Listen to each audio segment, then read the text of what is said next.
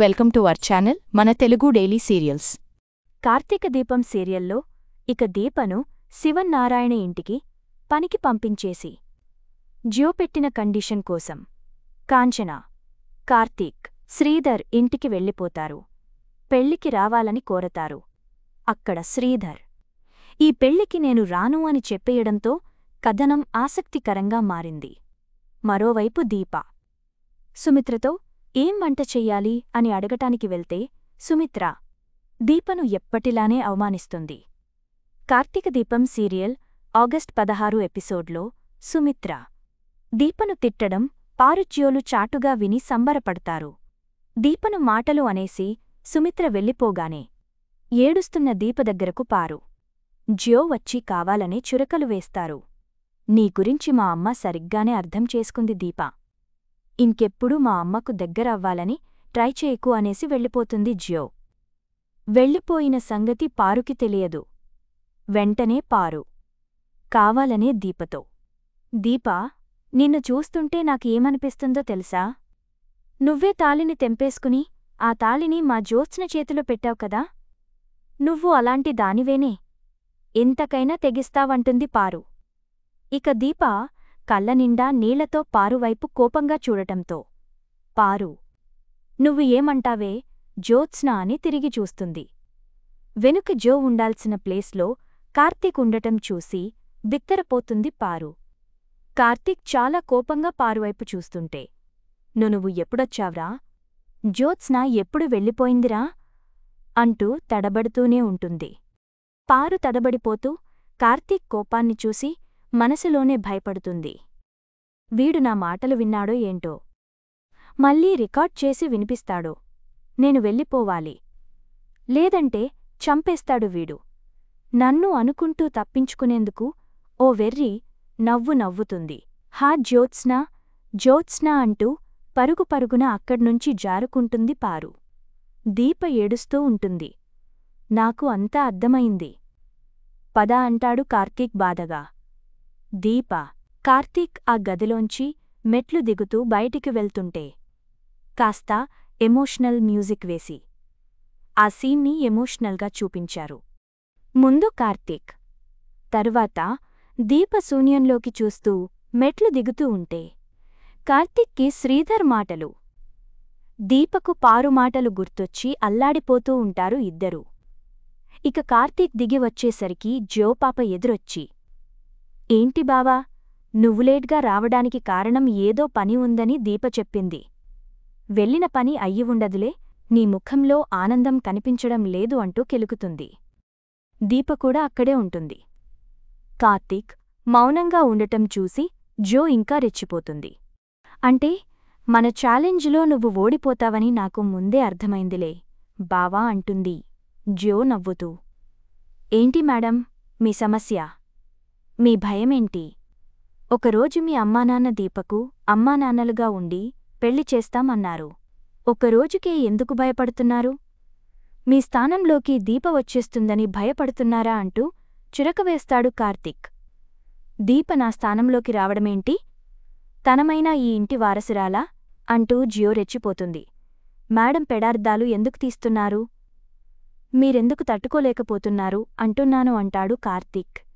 Topic మార్చక్కు బావా, నేనేమీ ఈ పెళ్లి ఆపుతాను అనలేదు కదా, ఎందుకంటే ఇది ఎలాగూ జరగని పని అంటుంది జ్యో.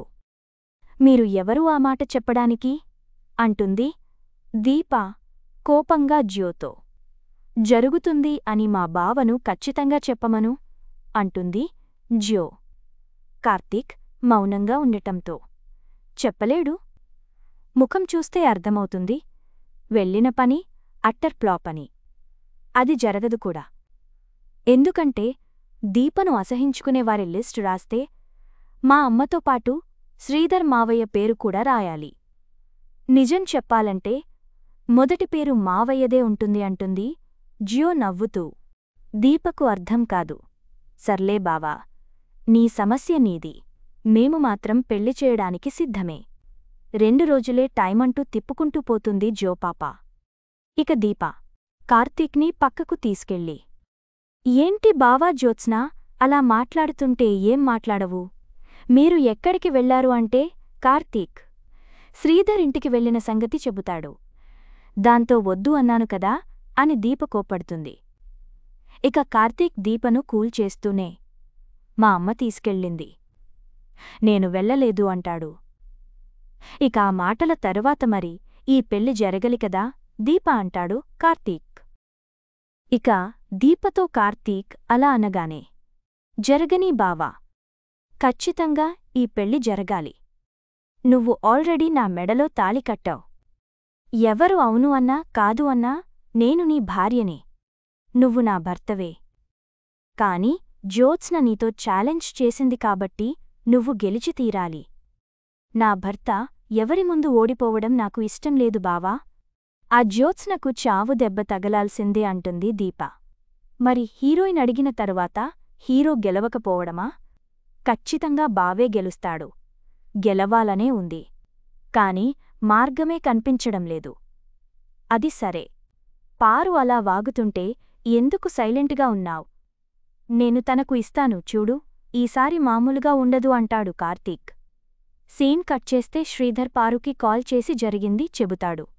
నా కొడుకు, నా మొదటి భార్య దీపతో పెళ్లి గురించి మాట్లాడటానికి వచ్చారు. నేను రాను అని చెప్పేశాను అనడంతో ఆ సంబరాన్ని జ్యోతో కలిసి జరుపుకుంటుంది పారు. అయితే జ్యో, నేను బావముఖం చూసే కనిపెట్టేశాను. శ్రీధర్ మావయ్య రాను అని ఉంటాడని. ఈ పెళ్ళి జరగదు గ్రానీ, నువ్వు హ్యాపీగా ఉండు అంటుంది జ్యో. అయితే శ్రీధర్ మామ తిక్క కుదర్చడానికి స్వప్నరంగంలోకి దిగింది. బ్యాగ్ పట్టుకుని వచ్చి, నేను మొత్తానికి పుట్టింట్లో ఉండటానికే వచ్చేశాను అంటుంది. ఎందుకు అంటాడు శ్రీధర్ మామ. కావేరీ కూడా కంగారుపడుతుంది. నువ్వు అన్నయ్య వదినల పెళ్లికి వెళ్ళను అన్నావట కదా నాన్నా. నా మొగుడు కాశీ నన్ను పుట్టింటికి పొమ్మని పంపేశాడు. నా కాపురం నిలబడాలంటే నువ్వు ఆ పెళ్లికి వెళ్లాల్సిందే అంటూ స్వప్న శ్రీధర్ ఇంటికి వచ్చి వాయించేస్తుంది. అయితే శ్రీధర్ తగ్గడు. ఇది దీప ప్లాన్ అనమాట. నేను పెళ్లికి రావడానికి నీ మొగుడు కాశీని తనవైపు తిప్పుకుని నన్ను లొంగదీయాలి అనుకుంటున్నట్లుంది. నేను లొంగను. అయినా నువ్వు నామాట కాదు అని కాశీగాణ్ణి చేసుకున్నావు కాబట్టి నీకు ఇప్పుడు ఇలా జరగాల్సిందే అంటూ ఎప్పటిలానే పొగరుగా మాట్లాడతాడు శ్రీధర్. స్వప్న తరపున కావేరి కూడా శ్రీధర్తో గొడవపడుతుంది. కూతురు కాపురం గురించి కూడా ఆలోచించరా మీరు? ఆ పెళ్లికి వెళ్ళొస్తే అయిపోతుంది కదా అంటూ రిక్వెస్ట్ చేస్తుంది. కానీ శ్రీధర్ తగ్గడు. అయితే నేనిక్కడే ఉంటాను అని స్వప్న కూడా తగ్గదు. మరోవైపు ఈ పెళ్లి జరగదు అని శ్రీధర్ చెప్పడం, జో వంత పాడటంతో పారు సంబరంగా కిందకు దిగుతుంది. ఈ పెళ్లి జరగదు అని తెగపాటలు పాడుకుంటూ దీపను మంచినీళ్లు తీసుకునిరా అని ఆర్డర్ వేస్తుంది. కార్తీక్ వచ్చి ఆ వాటర్ తాగేస్తాడు. పారుకి వాయింపు స్టార్ట్ చేస్తాడు కార్తీక్. ఇందాకేమన్నావు పారు? తాళి నా భార్యే తెంపుకుని ఉంటుంది అన్నావు కదా అంటూ స్టార్ట్ చేస్తాడు కార్తీక్. ఆ వివరాలు తరువాయి భాగంలో చూడాలి.